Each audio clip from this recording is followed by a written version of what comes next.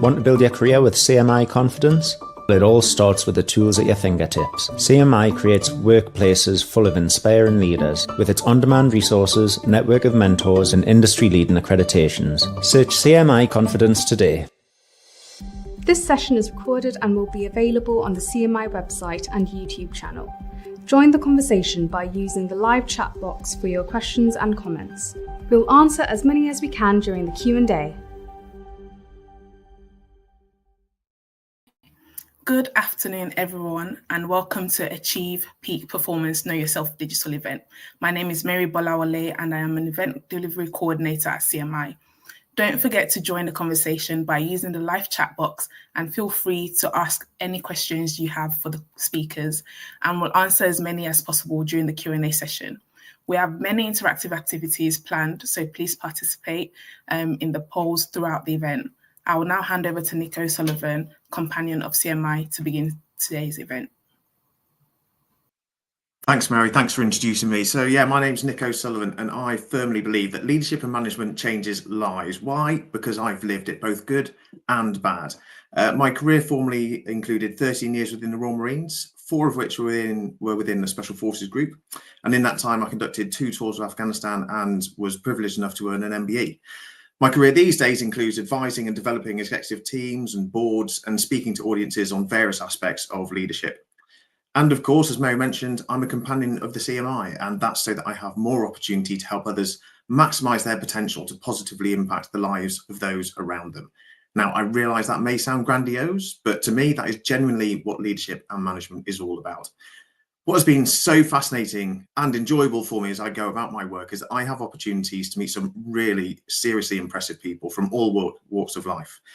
Some of those provide opportunities to learn about worlds which are hugely different to the ones that I have experience of and that I never thought I'd have an opportunity to learn about. And their stories are so often both incredible and inspiring. And so I'm really excited today to have 3 of the finest of them join me to share their own stories about what enabled them to have the success they have enjoyed. What I love most about our guests today is that between them, they illustrate that no matter what field of work our careers are in, some things are just universally true. And today, the truth we're exploring is that authenticity enables success. So with no further ado, let's meet our guests. Our first guest is Charlie Hodgson. Yes, the Charlie Hodgson, as one guy mentioned when I first mentioned Charlie to him. Formerly fly half for England rugby, he went on tour with the British Lions in 2005, and he knows a thing or two about resilience. His international career was a little like a roller coaster, but reached a stage later on where he focused solely on his Premiership career, and he was fairly successful. 3 Premiership titles, 1 European Cup, and he remains the highest point scorer in Premiership rugby history. Post-rugby, his career has spanned executive coaching and corporate sales, but he's recently returned to his greatest passion, supporting and aspiring young rugby players to build greater resilience and the mindset needed to succeed, ensuring that they excel both on and off the field, and indeed beyond their sporting career. So, Charlie, thank you for coming on. Thanks for having me. Good to see you, Nick. A pleasure. Cheers. Right, our second guest is Evan Weinberg. Evan is a chartered manager and also a fellow of the CMI. After a challenging military leadership career working in complex environments and delivering technological developments to support operations, Evan took on a whole new adventure, launching a high-tech infrastructure company, growing it from startup to a very successful scale-up. In tackling the things that are hard, daring with belief, doing the things others haven't, he has occasionally been called a maverick, but he insists he is in fact guided by a simple mantra: think things through, do the right thing. In his current role as a Vistage chair, mentoring CEOs and executive leaders of small and medium enterprises, he works to empower leaders, encouraging them to embrace bold choices and seize opportunities with confidence and integrity. So Evan, again, welcome to the webinar. Thanks, Nick. Nice to see you, Charlie. So our final guest is Jade Hewson. Jade began her local ballet training in Sidmouth, Devon, leaving home at the age of 11 and so starting to carve her own path in life well before most of us. She completed her vocational training at the Royal Ballet School and Elmhurst School for Dance before joining the Birmingham Royal Ballet, where she performed professionally for 10 years. Following her career in ballet, Jade pursued other areas of the arts and performed as leading lady Stephanie Mangano in Saturday Night Fever, touring the UK, Japan, and starring in the West End. As well as being a ballet coach with a wealth of teaching experience, Jade has performed in various principal and soloist roles in classical ballets. Her credits include Polish Princess, Swan Lake, Carabosse and Fairy of Honor, Sleeping Beauty, Stomper, and In the Upper Room. Jade has since moved into the mentoring field, where she applies her insights helping elite athletes, ballet dancers, and indeed parents navigate the waters of their respective journeys. She's a speaker in high performance, and her businesses Ballet Buddy and Jade Elite Mentoring are launching later this year. So Jade, finally, again, welcome to the webinar. Thank you very much. Hi. Hi, pleasure to have you all here. So I think we'll just get straight into it, really. And Charlie, I thought I'd come to you first. Could you start us off and tell us about a point in your career where you realised that being authentic was a great enabler to success? Good afternoon, everybody. I'm going to take you back to a time when I was struggling with this very thing, actually. It wasn't always clear to me, but there was a particular moment that stands out. So to give you some background, one of my roles in the team was to kick at goal, whether that was a conversion after a try, whether that was after an awarded penalty. And I'd always done what came naturally to me, but on this one occasion, everything seems to change and my world seemed to change very, very quickly. 20 years ago now, 2005, England v France, Six Nations rugby tournament, one of the greatest rugby tournaments in the world. I missed 3 kicks at goal that day. Another kicker also missed 3 kicks at goal. So let's be honest, neither of us had the best day at the office. But we lost the match. But what was so disappointing wasn't necessarily the result, but it was actually how I'd got to that stage in the first place. And for some reason, during the week of preparation leading into the game, I allowed the kicking coach to get too involved in my technique. He started to make adjustments that quite frankly felt clunky, were actually really, really uncomfortable. And at that stage, I still felt quite raw as an international player. I didn't feel I could say or do anything to stop it. And unfortunately, I just allowed it to rumble on. So when the match came and the pressure was on, each attempt at goal felt like the goals were shrinking before my eyes. They're getting smaller and smaller. And I lost all confidence. We lost the game. I was hammered by the media, hammered by the very coach that tried to make those adjustments in the first place, feeling altogether terrible about what had happened. And that match against France was perhaps one of the most upsetting and lowest points of my career. I think at that point I felt stuck. Not only did I feel like incredibly alone, but I was projecting this false image of who I thought I should be, stiff upper lip, tough outer shell, rather than just embracing who I actually was. And at that stage I was crumbling inside and needed help desperately. And the moment didn't really just pass, it stayed with me. In fact, it made me reflect on all the times I tried to fit into a mold. It was the particular way of playing or training or behaving or even leading the team around the field just to gain some sort of approval and avoid judgment. And that pretending was exhausting. The pressure of pretending was exhausting. It just became harder to distinguish between the person I was pretending to be and the person I truly was. But the subsequent kicking performances became really, really inconsistent. And so the turning point for me came actually when, weirdly, I was reflecting on the very person I was trying to emulate, on someone who was unapologetically themselves. He did what suited him to get himself into the best shape possible for the upcoming match. He wasn't trying to fit in. He didn't try to prove anything to anyone or even change anything for anyone. He was just himself. And actually that person was my direct competition, which was Jonny Wilkinson. And so I made a choice at that moment. I decided to start showing up as the real me. I knew that I wasn't Jonny. I knew that I didn't play like Jonny or even kick like Jonny. Certainly didn't train like Jonny either. And I started to make decisions that I felt were right for me and for my career, and not what I thought other people expected. And you know what? I think whilst it was unbelievably terrifying, it was also pretty liberating at the same time. So I chose someone actually to mediate a conversation between me and the kicking coach that had made those adjustments. I basically calmly and clearly explained that I had to take control again. If there was one person that needed to understand how to self-correct under moments of extreme pressure when you are goal kicking, it was me. So I stepped back and really went back to things that got me there in the first place and went back to that natural way of being, which I really, really enjoyed. And I guess at first it wasn't easy. It was there was a lot of doubt. It was certainly very messy. And I even risked being dropped by club coaches, even international coaches, or the other way around. But after the more I embraced it, and the more I embraced my true self, the happier I felt as a player and the more consistent I became at goal kicking. And hopefully, if Mary can show the images again, if you look at the picture on the right-hand side, this is my final game of my 16-year career, having just won the Premiership with Saracens. And as Nick said in the intro, finishing as the highest point scorer in the history of the league and yet to be beaten. So to me, to go from trying to be pushed into a box by a coach to actually managing my own way and being my true authentic self was a huge thing for me, of course, ending the way it did after 16 years. So I'm going to leave you with 3 practical steps which help me move forward, and hopefully they can help you with your own journeys. The first one is around self-awareness. I think it's important that we do take time to self-reflect on who we are, our strengths, our weaknesses, what you're hiding, what you're afraid to show to the world. We need to step back and really, really think about that. The second one is about being courageous. I think it's hard to be authentic at times, but I think the main thing here is, I can't remember who this is from, but it said, you don't need to wait until everything is perfect. You just need to be willing to be imperfectly you. And I thought that really, really summed up this element of being courageous to be authentic. And the final one is to let go of the need for approval. I'm still battling with that now. I think we all seek this external validation, but I think it's so important we try and free ourselves from that so we can move forward. So final thing for me, just remember that it is a destination. Sorry, it's not a destination. It's just a journey. It's a practice of continual self-development. I think we all do, but I certainly do continue to strive for that even 20 years later. So thank you. It's an amazing story, Charlie, of sort of that unlocking of effectively success through authenticity on a pretty big stage. You know, it's not like these things aren't, for a start, you've got enough people in the stadium, let alone the televised audience at home. So it's an amazing story to see that turnaround from where you were to where you ultimately ended up.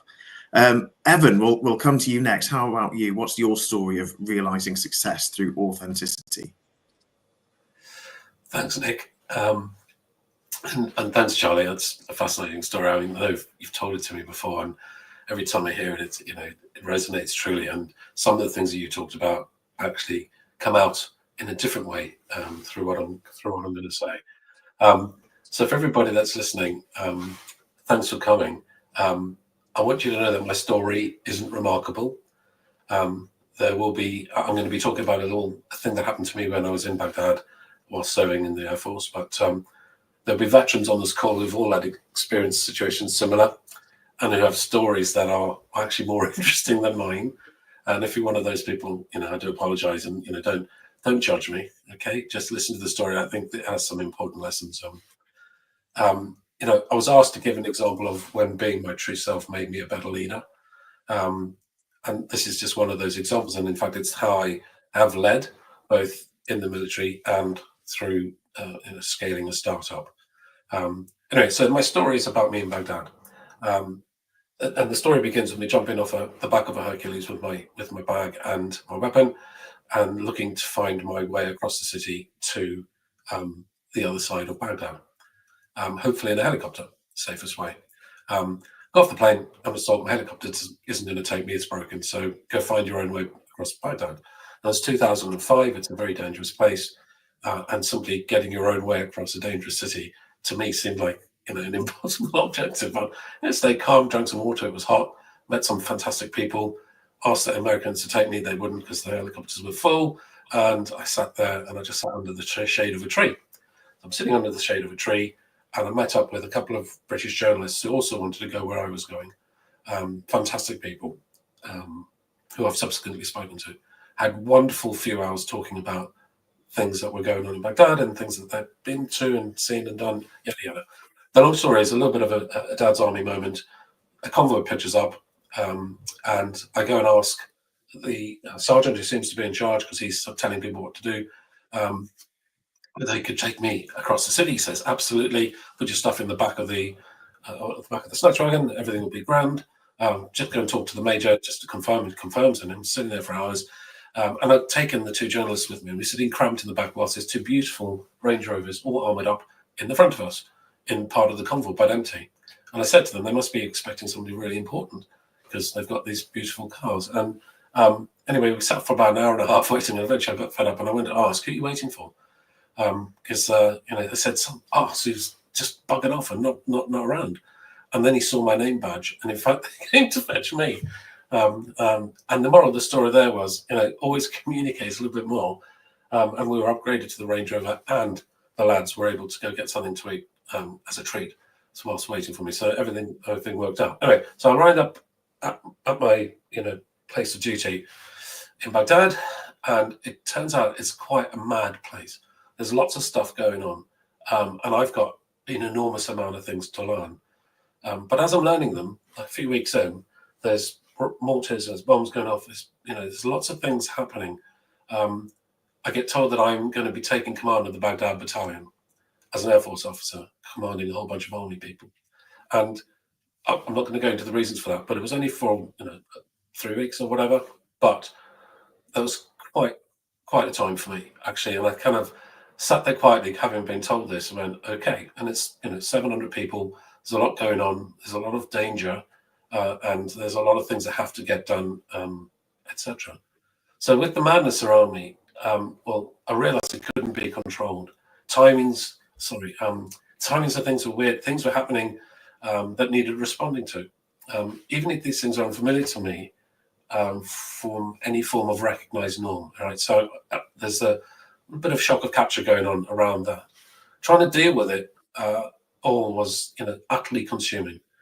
I came to the obvious conclusion that worrying about the things that couldn't be controlled was ridiculous, and therefore I took on a fatalistic view that random stuff was outside of my control, and therefore not to worry about it. I also became very comfortable with not really worrying about what anybody thought of me.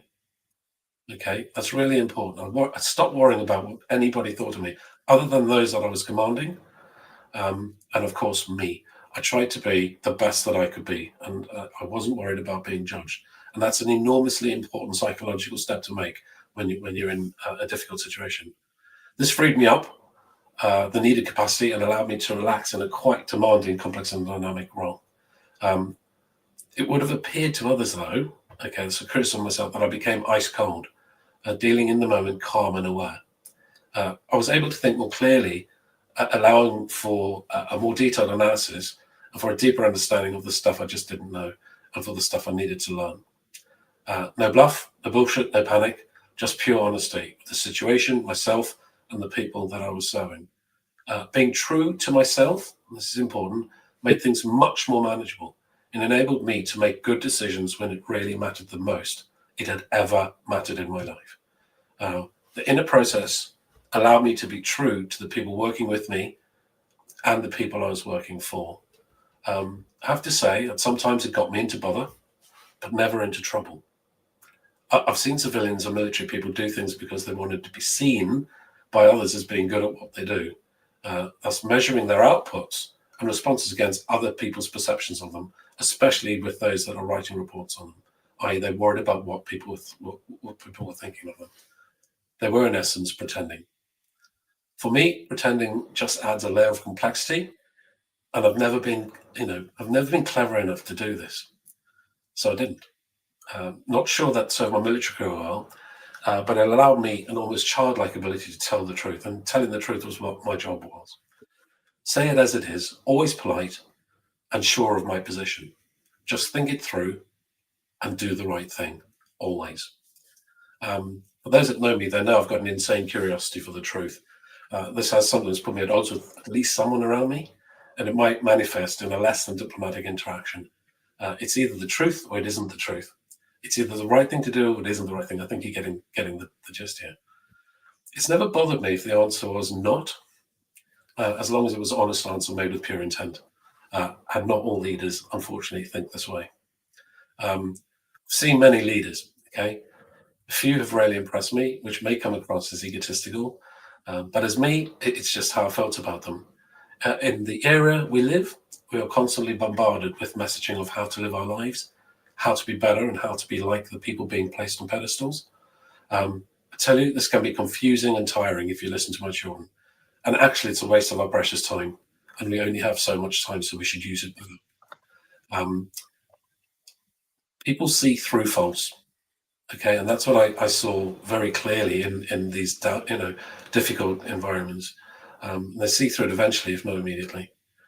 Just for the record, before anybody shouts at me, and I will close off soon, Nick. I'm not saying don't learn from others, as like watching what other people say and do. And I'm not saying don't study them. Just don't try to be like them. You are you. Thank you, Evan. Sorry, you're done. Yeah, I've run out of time, so And that's really, I mean, I particularly like the point about pretending adding complexity. I think that's a very valid observation a lot of the time. We'll sort of come back to some of these themes shortly. But moving on, Jade, so your story is from a world that most of us obviously have very little insight into. What's your story of authenticity and the impact it enables you to have? Excuse me.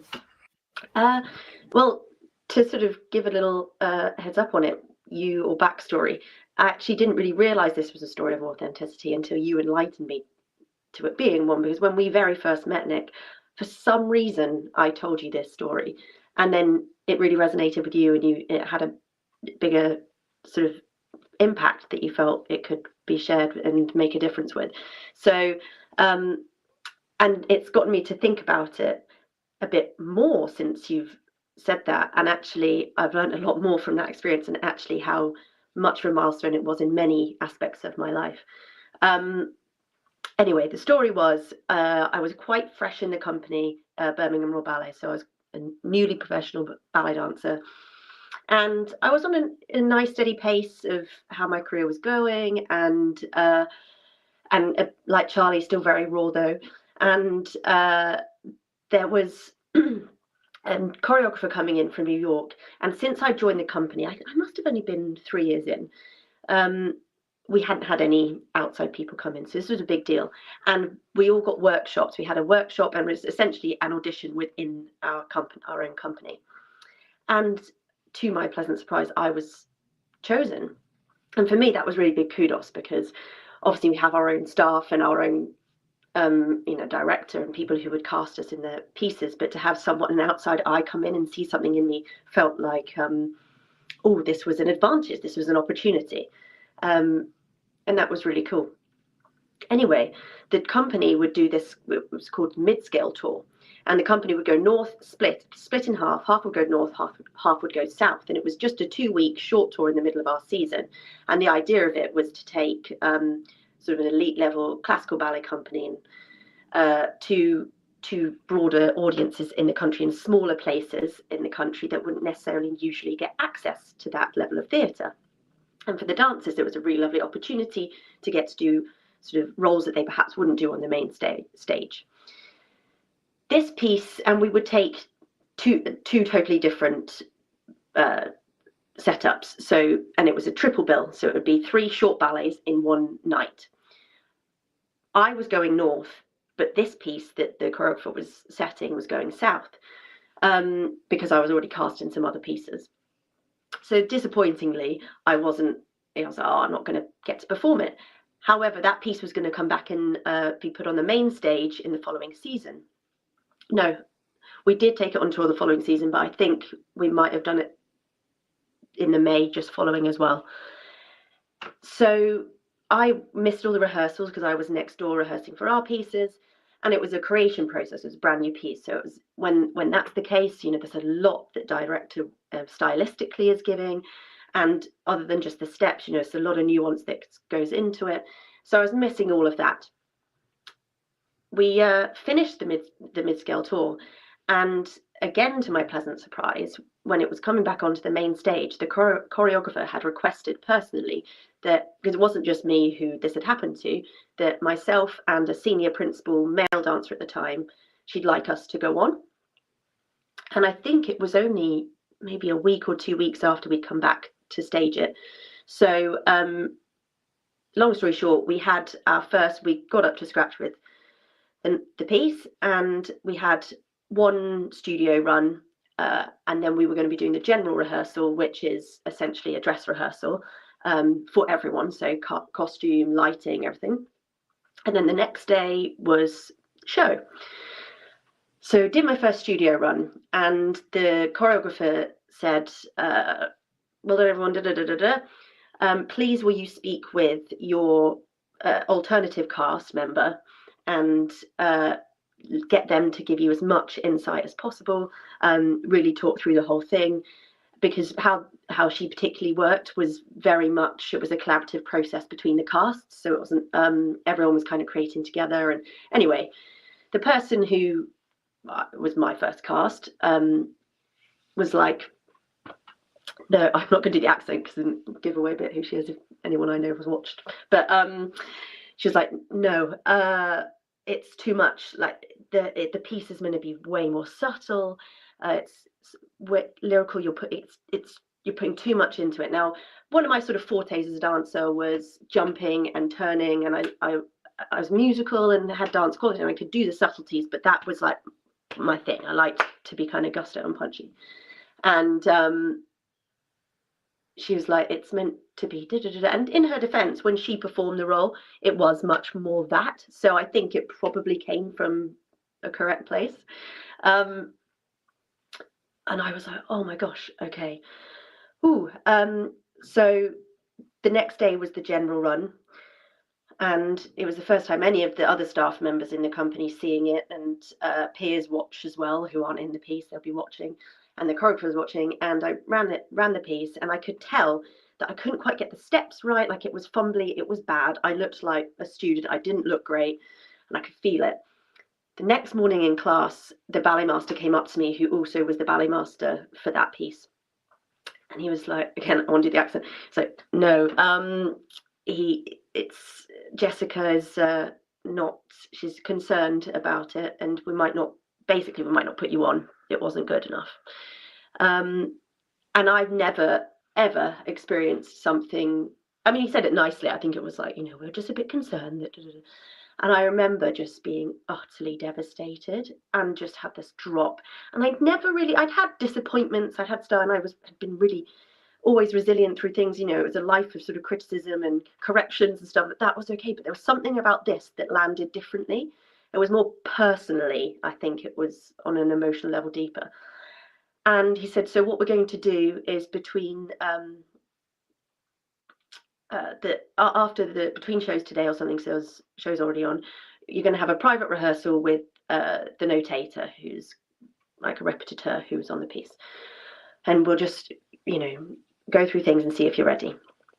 And bless her, so I had this little call, and she was trying to break down each of the steps where it wasn't, and rehearse me. And I knew deep down that I was like, that's not the issue. The steps on the thing isn't the issue. Else I wouldn't have been casting it. This was me silently. It was like, I know there's just one thing I need to adjust that I can't really explain to anyone. I just need to show it. But if I'm not going to get the opportunity to, then and I broke down in tears, and I was like, I just don't want to go on stage feeling unconfident.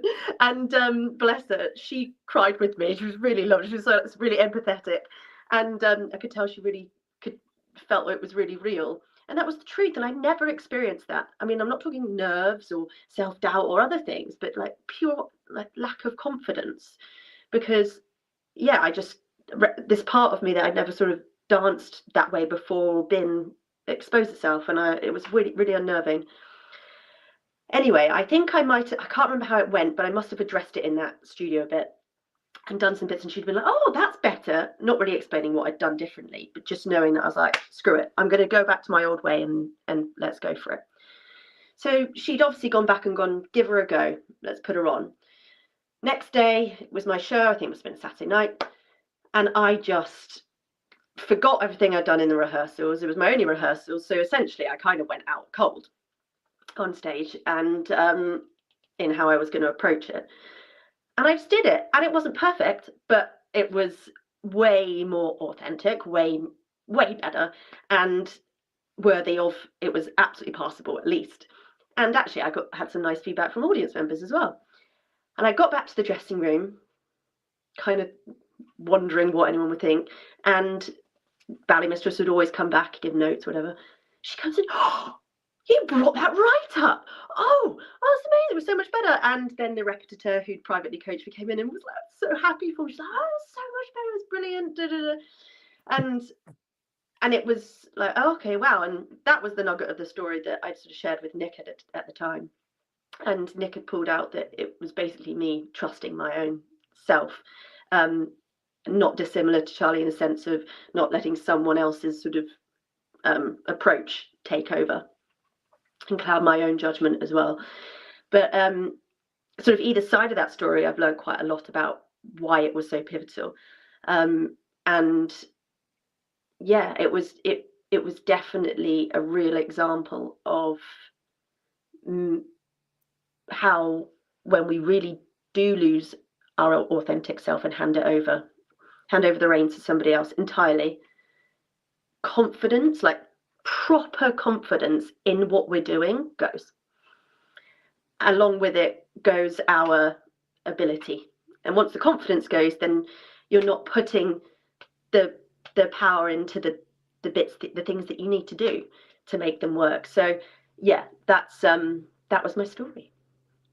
It's an incredible story. And Mary, I don't know if you could just bring up the pictures of Jay's performance again, just to remind ourselves of the setting and the stage in which you performed on. And, you know, you can look at some of the space on that stage and go, you know, if you lack confidence going out onto there, you know, potentially you can see the impacts that would have. Thanks, Mary, for bringing those up. What I love as well about your story, Jay, is the time frame. I think is really powerful in terms of the difference it can make. You know, so although some of us might make some adjustments and over a period of weeks or months will gain confidence, your one is literally over the course of a day or two from that performance where everyone was questioning, actually, is this right? To then, you know, superlatives being thrown at you. Just the difference of actually having the confidence to go, actually, this is the way I want to deliver this role best is a massively powerful enabler. So, you know, I hope everyone... Can I just say again? Was the choreographer before the show had to fly back to New York, so she didn't get to see it. So I was like, oh, and I couldn't say to someone, like, what actually happened was, but she came what actually back happened was, I was pretty awesome. You should have seen it. Yeah, well, she came back 5 years later and cast me in another piece, so I think it was okay. All worked out well. But look, they're three amazing stories, I think, of and examples of authenticity enabling an individual to maximize their natural capabilities. And I guess it's not just about having the ability to perform a role, but also there's an element there of how we're allowed or enabled to apply that natural capability. We'll explore that in a minute. But what I thought I'd like to do first is an area to explore. One question I have for each of you is, how did you learn who you were? Because you know, who really knows themselves at first? When you're going through school, do we know ourselves? Like, is it in our early 20s we know ourselves? So it does authenticity require these difficult periods and a tough journey to get there, to be confident in knowing who we are? Is adversity critical to that understanding of self? Charlie, what are your thoughts? Difficult question to answer, isn't it? I think there's an element of nature nurture here. I think I'm northern, from a sort of stereotypical northern family, stiff upper lip, don't show emotion. And I think what you learn as you grow up tends to be the way of what you learn. And actually, over time, me learning to be that sort of non-emotional person, to hold it tight on what I believed and what I thought, was actually counterproductive. And that was both in performance and in life as well. So I think I said at the end of when I spoke then, 20 years, I'm still searching, but I think it does require a little bit of adversity. I think it does require something to happen in order for you to make a change, or in order for it to come into your consciousness to make a change. Yeah. Evan, how about you? What are your thoughts on adversity being a great teacher of self? I mean, clearly, when you're doing hard things, you're going to learn things about yourself, because you have to do hard things, make hard decisions.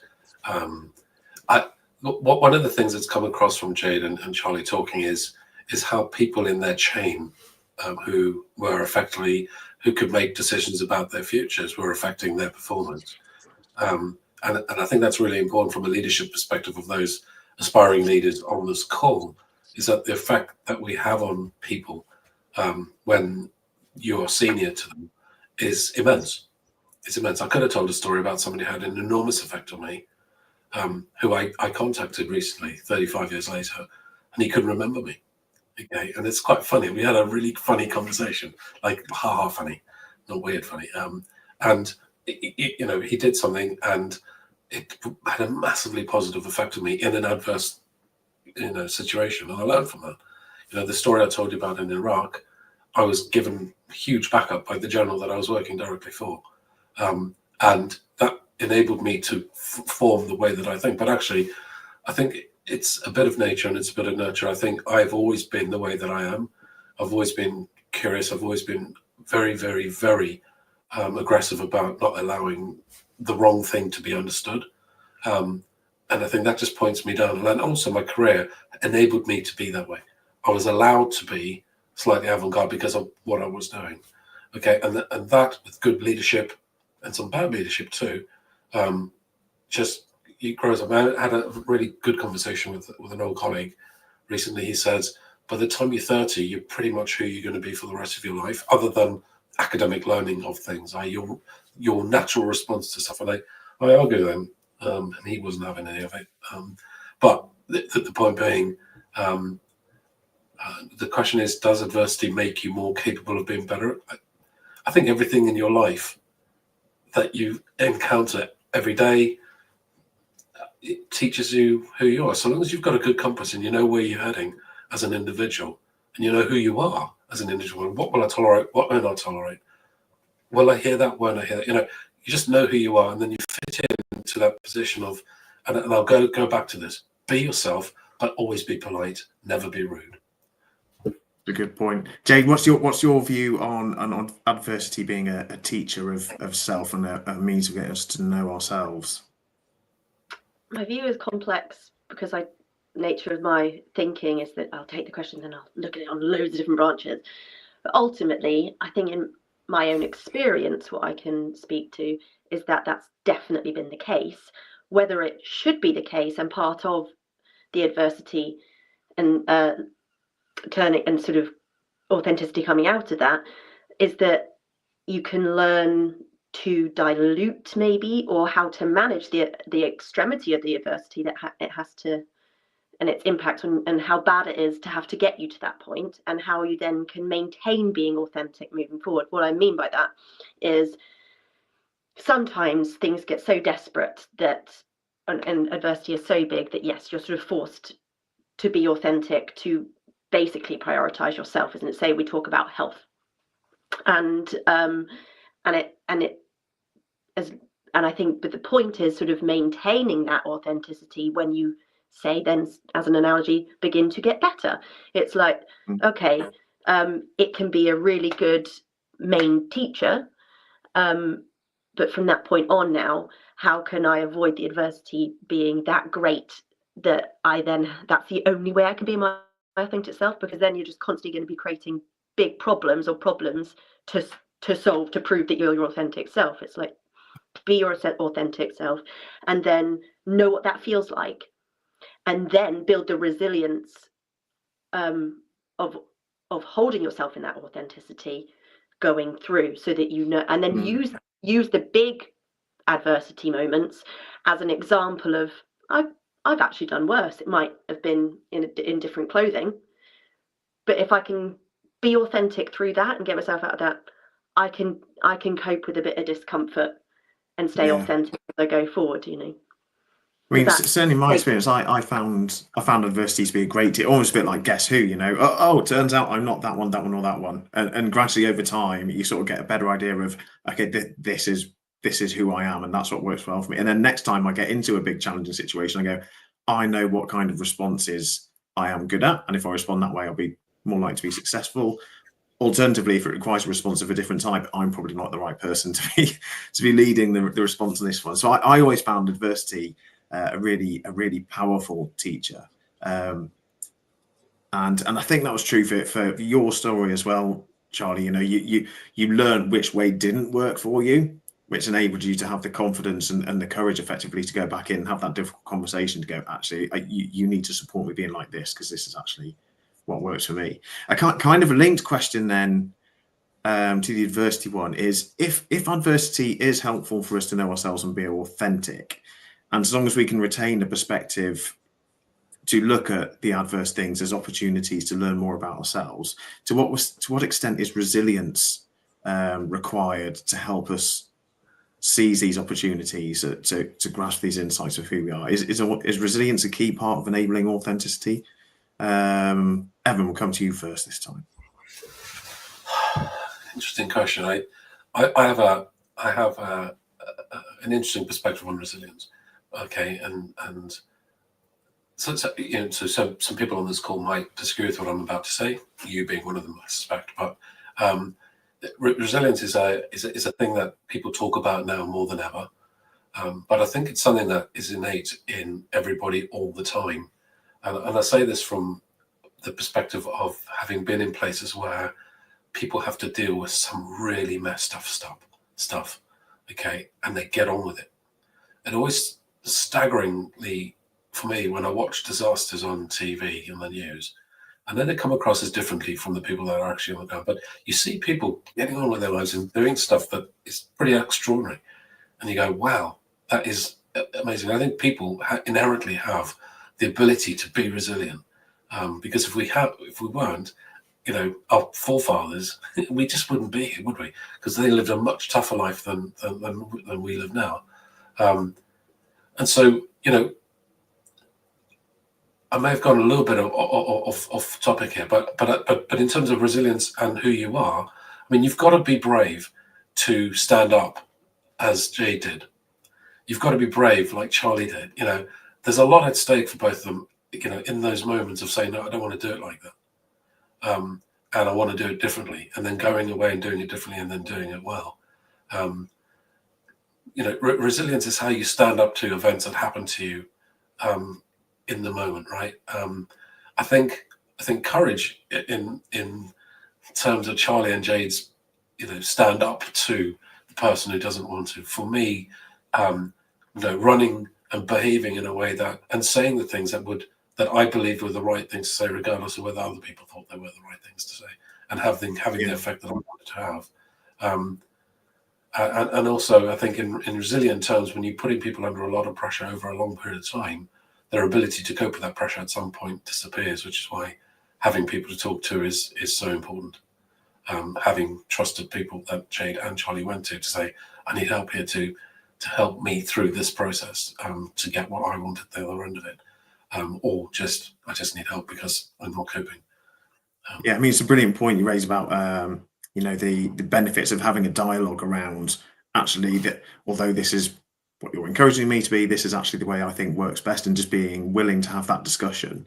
And either it will go well and they'll go, okay, yeah, we'll make some adjustments, and then you'll get to be the way you want to be, and it will go well, or they won't, in which case, potentially you've got a decision they're going, looks like I'm not going to fit in this particular environment. And then you've obviously got choices to make. So I mean, Charlie, your view of resilience and its importance to enabling authenticity, because you had to weather quite a storm, didn't you, in the back of the performance you mentioned, where the lack of success on kicking on the field caused quite a bit of a media attention, didn't it? Yeah, it's a really difficult one to answer this. I think obviously I think it does require an element of resilience in that. I think there's an element of just being willing to be uncomfortable, I think, in situations, but also knowing that it's probably worse in your head than it really is. So actually, you can probably move forward quicker than you think. So we catastrophize everything, don't we? But yeah, I don't really know. I'm trying to explain this. It's quite a tough question to answer, really. Nick, thanks for that. Yeah, no, that's right. I mean, I'll take a view on it maybe in a moment. But Jay, do you have a view about the importance of resilience? I think your authenticity is your resilience.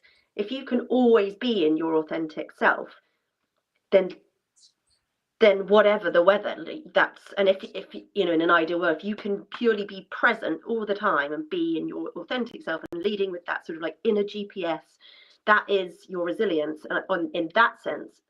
But I think there's also how we sort of interpret the word resilience is maybe it's slightly different for everyone. I've often had come to me, you're very resilient, you're so resilient, and and I think that's actually more an indicator of the layers of resilience on top of that. So not my authentic resilience necessarily, that's there. I think it's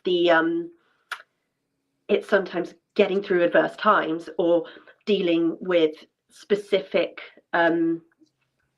environments or expectations and getting through that, you know, at work or in a show or in a situation like that, or when chaos arises, you know, and it's almost like that's an armor thing, and some of that's good and some of that's not. And I think it's sometimes resilience, the only resilience that's really long term is your authenticity, but sometimes your ability to get through tough times or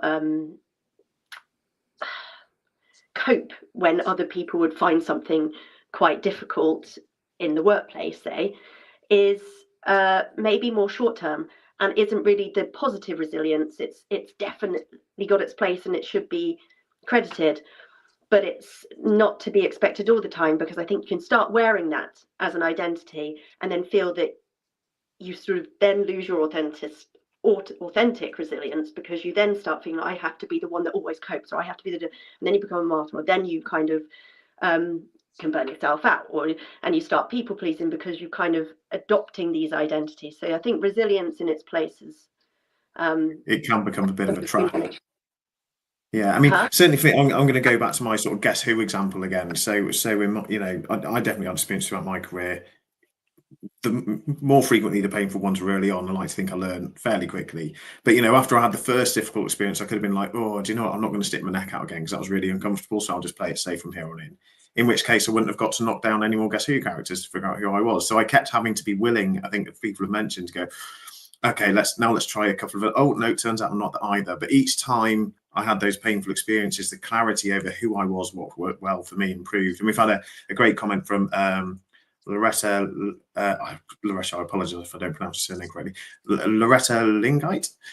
Would the panel agree that resilience and authenticity are like chicken and egg? A quest for authenticity makes you resilient, but resilience helps you maintain your authenticity. And I think from the discussion, we'd say, yeah, actually the two are very linked. If you want to discover who you are going to need to push those boundaries a bit to potentially put yourself in uncomfortable positions, and that almost necessitates a level of resilience. But equally, the more authentic you become, the easier it becomes to do that. So certainly I would agree. Charlie, Evan, Jade?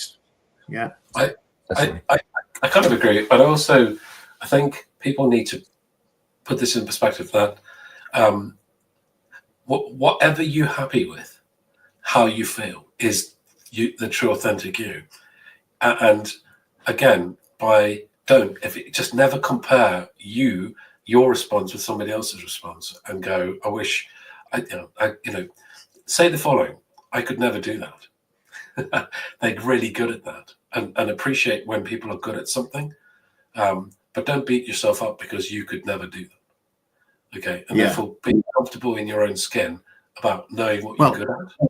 So that's a great one about being comfortable in your own skin. Because another question I've got for you is, for all of you, is comparison one of the biggest enemies of authenticity? Jade, I'm going to come to you first on this one. What do you think your answer to that might be? I think mine's probably filtered through the ballet mindset a bit, in the sense that certainly from an external point, we're stood how we train from day one. You're in mirrors constantly all around the room in just a leotard and tights, and it's all about the line and what you look like, and it's an aesthetic art, so there's constant temptation to compare yourself to others.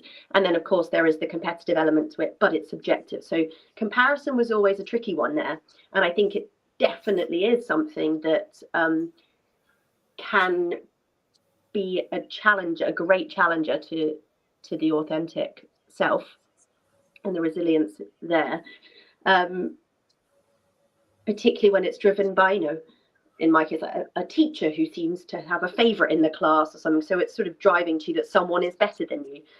Might not be the case, but you're all on your own individual journey, and if you can keep that, then that's the thing. But I wouldn't say it's a terrible thing. I think it's like anything, you can find the sweetness in it and to harness that, because sometimes it gives you an opportunity to monitor where you really are and be really honest with yourself. Where would I kind of actually place myself right now? And it doesn't mean that that's where I'll end up, but where am I and what do I need to do? And if I look at them and think, yeah, their line is better, or it's like, well, what is there something that they're doing that I can do? If there's not, what else can I do? It's using it as a tool and turning it into a positive, I think, then becomes, I suppose it can be sort of a measuring stick. And if you really can't see why they're better or not, then let it go, because then you're trying to find a reason that probably is just that someone else's opinion is making you believe that it is, and you actually don't think it is. So, and ask them, like, sometimes if someone's better at something, like it opens up an opportunity to not fail, like not fold under the comparison fear, but to say, like, is there a secret sauce, or like, do you do this, or do you that? You can. There's lots of ways to handle it, but I would use it as a self-measuring stick rather than in a way to start honing that skill of self mastery. Yeah, Charlie, what's your view on comparison? I think there's an element of being fearful of what it exposes, what you don't want to see in yourself, isn't it? I think if I look at my reflections of working against Johnny Wilkinson, for example, strengths of the game were probably different to where my strengths in the game came, but unfortunately I probably looked at his strengths and compared myself with his, and then that's where that kind of fear comes in, because maybe his percentage kicking rate's higher than mine, or his fitness tests are better than mine. It's exposing a weakness in me, which is, of course, like anything, we don't want to expose that in ourselves, do we? But I think, as Jade says, it's reframing that. It's being strong enough to reframe that into a positive and go, okay, what can I learn from this? And as you say, there's opportunity in everything. So, like, what can I learn from this? How can I move forward without taking those things that might seem as weakness, but actually I can improve on them and make myself better? Yeah, Evan, what are your thoughts? I was just going to I know we're running out of time, so just make something apparent that we're all part. I'm for the number of years I've lived on this world, I've learned a bunch of stuff. If I'm pretending to be something that I'm not, I'm only able to add value to a small subset of what I actually am. But if I'm adding value as me, I've got all my experience to provide in the authentic self. But when I'm pretending to be somebody that I'm not, I can only provide value in a very narrow kind of segment of what that thing that I'm pretending to be is. And thus, when you are authentic and you are being yourself, you provide enormous value. And I know that we're talking at this from different angles the whole time, from different views. But just conscious, because I will try and sort of start winding up soon. Certainly, in my experience, I found comparison really hard at first. So I went through Royal Marines training, and the training team seemed to have a very clear idea of what they thought good looked like, and various people were tipped to be doing very well. And I kept looking at it and going, yeah, but I'm not like that. And it was a really painful experience for the 15 months that training took place, where just going, yeah, I don't seem to be a lot of the things that seem to be getting really valued. I got graded third quartile when I went through training. I was like, yeah, that doesn't sit well with me. So my decision was, in comparing myself, which was a really uncomfortable space, going, well, actually, I'm just going to wait. I made the decision to wait until I got out of the training environment to go, okay, once there, I can hopefully, I've got the freedom to be a little bit more myself and do things the way I think are good, or work for me. And obviously that worked out well. And then, so my question for that is, to what extent does the environment impact our ability to be authentic? And linked to that, what role do we have potentially as leaders with teams that we're responsible for ourselves to try and create that environment for our people? Evan, do you want to take that one first? Really quickly. All you leaders out there, you have enormous impact on the people that you spend time with every single day. Okay, know that. Really, really know that. So they need a safe space to operate. They need, if you want the best from them, they've got to be able to make mistakes. You've got to allow them to learn more about who they are, especially the younger ones. And you've got to give them psychological safety. When they have psychological safety and they respect you, they're going to deliver for you in an enormous way. So the environment that you create for the people around you is absolutely massive. And I'll leave it there. Jay, do you want to quickly jump in on thoughts on the environment and a leader's responsibility to enable it? Yeah, I think it's inevitably yes. And it's nuanced and it's complex, and everyone, but there is something in just starting practicing with yourself can be a really handy one, in sort of like rechecking in with your values, the impact you want to have on people and how you want them to be better. Is it genuinely coming from that place, or are you just wanting the results? Or are you having to find that balance? And I think sometimes it's not always in exactly what you do, but it's in how you do it and how you allow people to be. And a lot of that can be sort of like making sure it sounds a bit voodoo, I get it, but talking to yourself in a way that is kind and compassionate, and picking up on things that are a spectrum, to recognize, I'm not perfect, okay, and I'm going to practice some empathy on my thoughts and myself. And am I speaking to myself in a way that I wouldn't speak to my worst enemy? Probably not. So, and then, you start sort of naturally holding that environment in a broader sense, I think, and it spreads. There would need more time on an answer to something like that when it becomes more specific in leadership, I think, in a sense. But as the right thing to say, I think that's something almost it is authentic to me, I should say, but is holistic view on it, I guess. Charlie, very quickly, what are your thoughts on that one? Everything's been said, to be honest, right, Nick. I think it's there's enough from those guys, I think, without me continuing sort of similar message. All right. Well, I'm going to start. I'll wrap up in a note. There's just one comment coming just from Cornice Hadley, which I think is a really good one. Just want to pull that one out. How does the panel feel about sharing your fears or weaknesses in a situation? And I'll dive into that one just for the benefits of time. Certainly, a lot of people shy away from the word weakness. So, oh no, it's a negative. I found it very useful to be willing to say, well, actually, I'm good at these things. I'm not so good at these things. And as a leader within Marines and outside of it, I found that really enables me to then build an effective team and to recognise when members of my team like, well, okay, I'm not very good at things A, B, and C, but you're really good at things A, B, and C. So if you're on my team, you can help me cover those gaps. So I'll find that I always found it, certainly as a leader, really important to be willing to acknowledge my own areas of weakness, because that helps me build a better team and value the contribution of my other team members far more than I would have done. So yeah, hopefully that helps. That helps you, Cornice. I'm going to start wrapping up now. I know other people have submitted questions, and there have been some really good questions, both submitted in advance and during the webinar itself. And I will try and make sure some form of response gets to those who have asked questions. And thank you very much for your engagement. But I think in terms of some takeaways, just start wrapping up.